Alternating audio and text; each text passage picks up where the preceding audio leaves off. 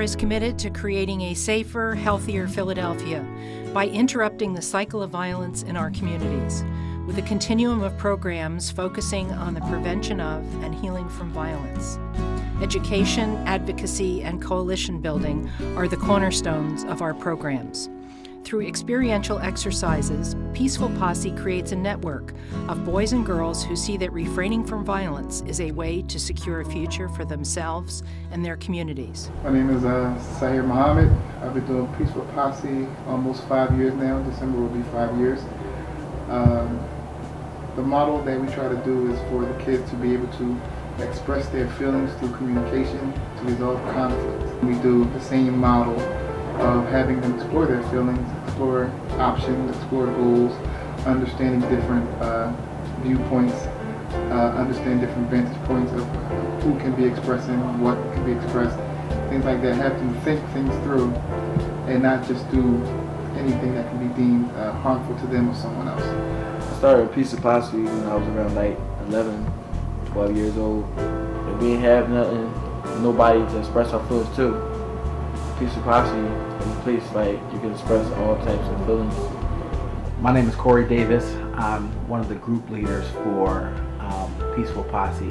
The curriculum that we use, is like dead on in a lot of cases. It talks about a lot of the issues that, these guys encounter. So it's not, out of reach or out of touch. It's at a level where as though that they can understand. Things we learned in group, we also use it outside of group. Jair and Davis, they just basically like to do different things, express feelings. They always want us about different situations.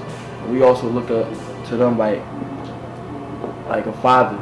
If we have someone having a bad day, we would focus on them, focus on how they would be able to express their feelings, and focus on goals and what they can do to help themselves.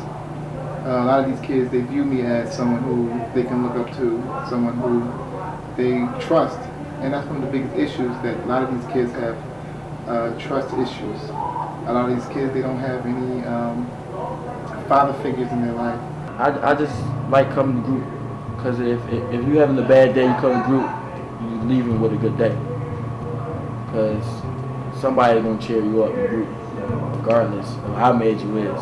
You come mad as I don't know what, you're going to leave happy. These kids, they go from seeing a society where violence is sometimes the only option to they have options now of communicating their problems without resorting to violence. When I was younger, I used to get a lot of things, fights, and things like that. Like, everybody used to think I was bad. So when I joined Peaceful Posse, it helped me out a whole lot to understand and get older and mature. It's a big change. Going to Peaceful Posse is a big change. It also keeps you off the streets and doing things you're not supposed to do. The time that we are here, you could be out in the streets doing something you're not supposed to do. I've watched these boys grow from young men to adults. We have 2 kids who graduated last year, one going to college, one going to trade school. And we have kids that were here way before I was here who tell me how Peaceful Posse worked for them, and that they still use to this day the concepts that they learned when they were younger. They're not on drugs, they're not selling drugs, they're not out there committing problems, they're going to school, they're working, their aspirations are higher education. I enjoy, meeting the kids and new kids coming, then seeing the commitment of all the older kids, and then when some of the kids that have graduated high school, went on to college or trade school, and they actually get to come back and talk to some of the younger kids or inspire the younger kids to continue to come. Sayer and Mr. Davis, they got faith in us. So I really believe that these kids do learn this information that we're trying to instill in them. But not only do they learn, I think they are actually trying to apply it also. So that's what keeps me coming, because I'll see progress. I think Peaceful Posse should go on for years to come. We love Peaceful Posse!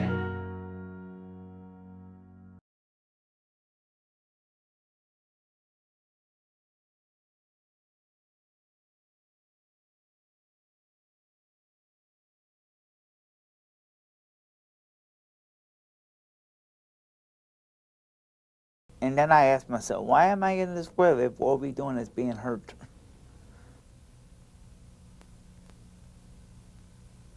What is the reason why you won't believe us? You think that this is a story, a lie, that we have made up? Well, I be believed. I don't want to go out and tell my story and not be believed.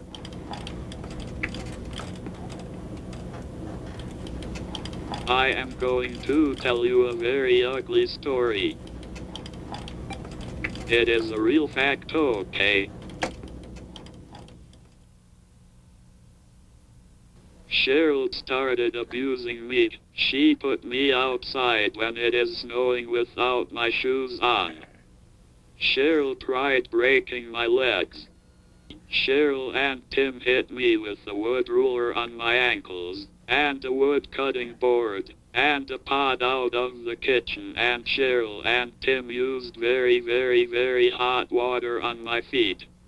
Cheryl unprogrammed my liberator because Cheryl didn't want me to talk. Cheryl pushed the ruler down my throat and said it is a slow way to die. Living in an institution, it was smelly, not clean. And I got beat up by staff. I got beat up by roommates that I had when I was living in Park. I was getting beat up by them too. Nobody ever talked about the subject. It wasn't an issue. It was like swept underneath the rug, like everything else of the system has been swept. You carry it with you all the time. I was sexually abused when I was 10 years old by a person in the Shoto workshop. I think he liked to pick on people with disabilities because they wouldn't be able to tell. It still haunts me after 49 years because I'm not sure if it's going to happen. May happen again, may not. I don't know. Reality didn't hit me for a very long time because I was thinking that I was in a dream world somewhere. I wasn't here. I felt that I did something that attracted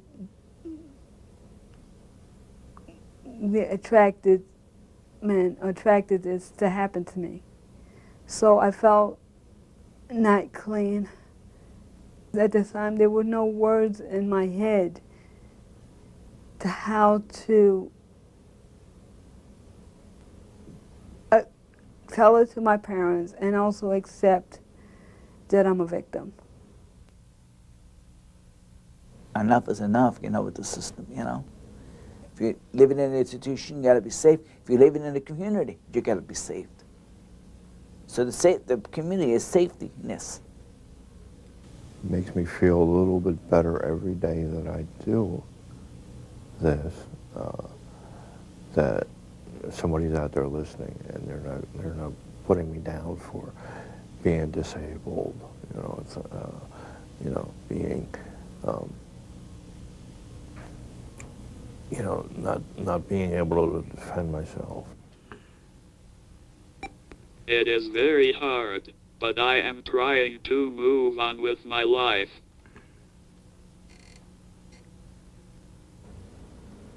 It's not just looking at me on videotape, but what are you doing about it? What are you going to do about it? What are you going to do today?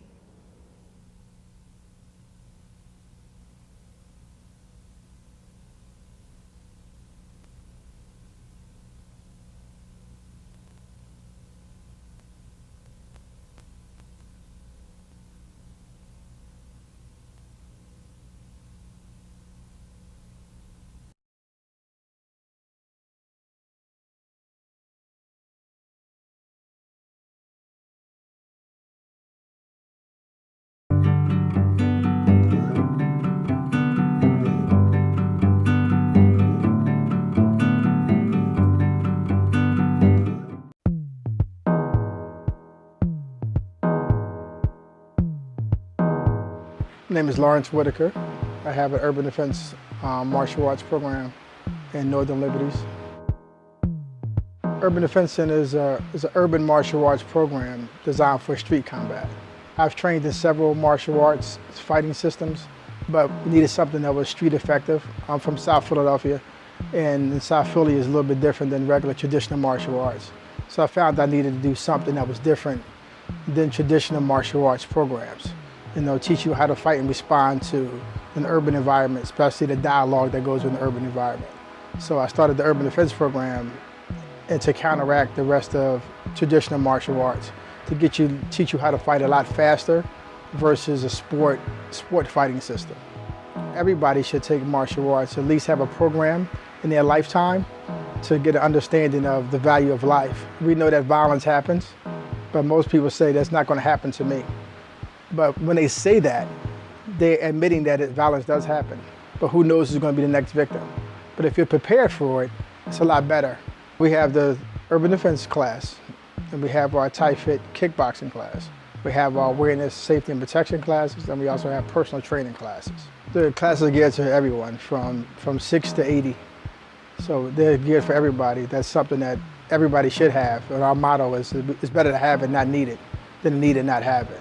Our awareness, safety, and protection class differ from different other martial arts programs because we come to your business or to your home.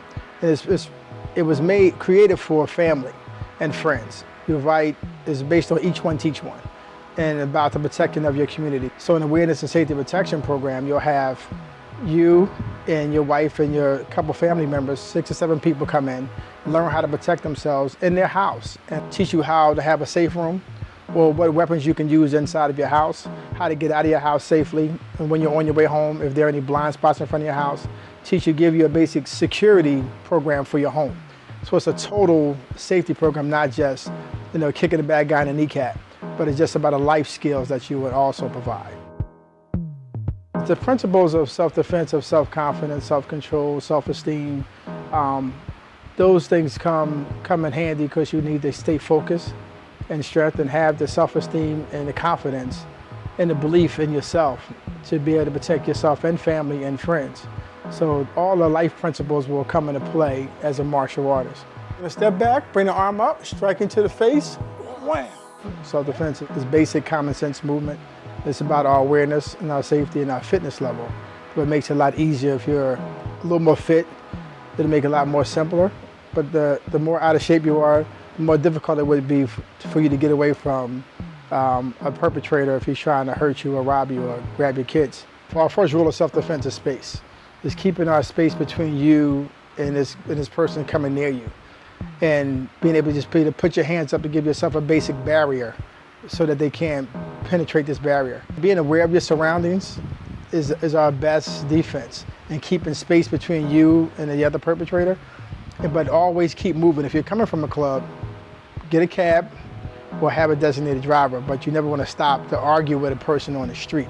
Always keep moving and keep your space. That's one of the better ways of protecting yourself on the street, is not letting a person get up in your face or get close to you. Always keep on your mission and keep going forward. Having martial arts skills and understanding, you can bypass most violent situations because you will see it before it happens. When you get into an argument, that you know that it's not worth it anymore. If there's nobody trying to actually hurt you, just talking, you can always walk away. So now you will learn those basic principles of how to understand what a person is saying and what their objectives are to try to, if they're trying to hurt you, then you can see it before it actually happens. So now you have some basic information of when you have a disagreement, if you have a car wreck, and the guy jumps out of the car, you know that you want to stay in the car, call the cops. You don't have to engage with this person. It teaches you how to keep your space between you and the perpetrator. Then you also have the aspect of somebody for a support situation if you have to help them also. But being able to stay out of trouble in high-risk situations like drinking a lot, which causes a lot of violence. A lot of things are surrounded by a club or alcohol or drugs. So therefore, if your body feels better, you won't need a crutch like alcohol or drugs to make you feel better.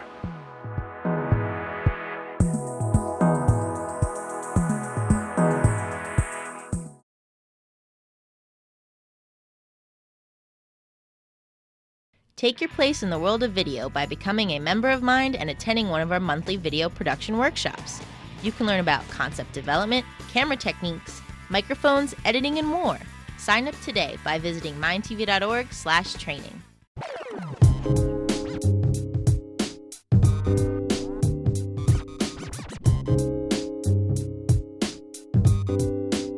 Bullying is any repeated behavior that's intended to do harm from student to student that involves an imbalance of power. Bullying is something that can't be accepted in any way.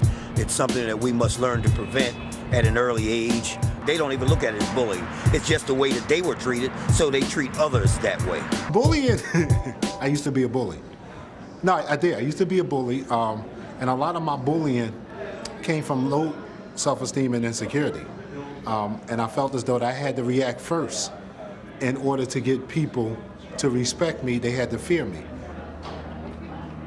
There's an African proverb that says the destruction of the community starts within the home. The notion of how we treat people, the value of how we value others, starts in the home.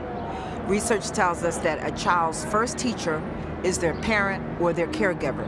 The young men spend 80% of their lives interacting with women. Why? Because the father's out of the house. For whatever reason, whether it's prison, whether it's drugs, whether it didn't work out with the mom, and I'm gone. And so by the time the young man begins to interact with another man, it's on an authoritative figure. Many of the bullies come from homes where violence is promoted, where violence is accepted.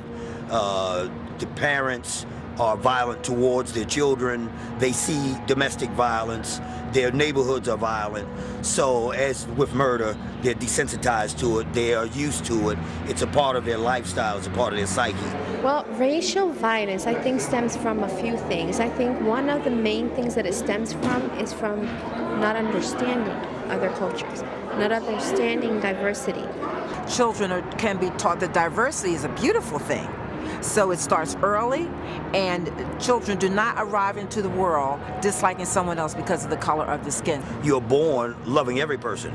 Only people teach you to hate other people.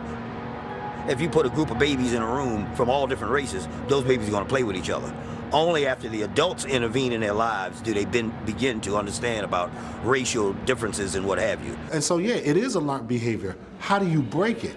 You break it by creating situations and programs so that the kids can interact with each other. Prevention programs matter. There's so much evidence that says to the extent that young people are involved in safe, structured, stimulating activities after school, they're less likely to end up at Family Court, 1801 Vine Street. And when you look at the cost to educate a young person versus the cost to imprison them for a year, how about making the investment on the front end? In 1987, the Department of Corrections was only 14 prisons big. In 2010, we have 40 state correctional institutes. The crime hasn't stopped. I think that prisons are a waste of taxpayers' money at this point, and we should work on rehabilitating our system. This is really a breakdown of community, a breakdown of a neighborhood, and a systematic breakdown that extends well beyond just putting more cops on the street. The problem with the legal and correctional business is that they are businesses. In every business, there must be a segment of society to exploit. How about changing that question and say, should we build more schools so that we can have smaller classrooms for the young people that we have? I think we need to build more education centers, not prisons. If they knew how to express themselves, if they knew how to talk, or if they knew how to communicate and say, well, this is what I'm trying to find out. Where are you from? Who are you? Why are you dressed different? Why do you look different? The only way for people to become friends, you have to engage with people, just like they do in peace summits and what have you. Those races who are having conflicts, they need to get to know each other. When people get to know each other, they don't look at each other as different. They look at each other as people. We have to get young people to understand right away that this person might be from a different background, or this person might be from a different country, but we're all one and the same. And we have to create programs where these young men and women can interact with each other and really understand their different cultures.